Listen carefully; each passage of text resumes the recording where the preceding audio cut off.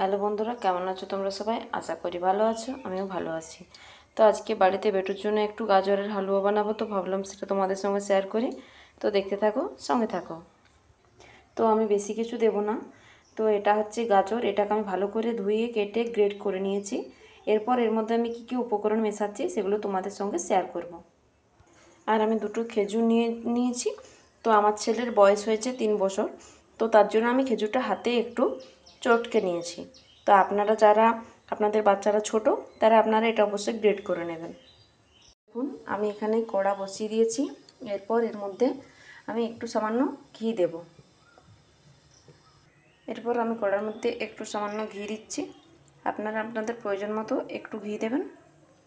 এরপর আমি গ্রেড করা গাজরটা এখানে দিয়ে দিচ্ছি। তো আপনারা কে কীরকম প্রসেসে বানান অবশ্যই শেয়ার করবেন। আপনারা কীরকম প্রসেসে বানান অবশ্যই আমাকে জানাবেন। তো আমি এরপর এটা একটু নাড়াচাড়া করে নিয়ে এর মধ্যে একটু দুধ অ্যাড করব। আপনারা আপনাদের প্রয়োজন মতন দুধ এখানে অ্যাড করে দেবেন। তো আমার এইটুকু দুধ এখন লাগবে, তো আমি এই জন্য এর মধ্যে এইটুকু দুধই দিচ্ছি। তো এটা এরপর ভালো করে সেদ্ধ করতে হবে।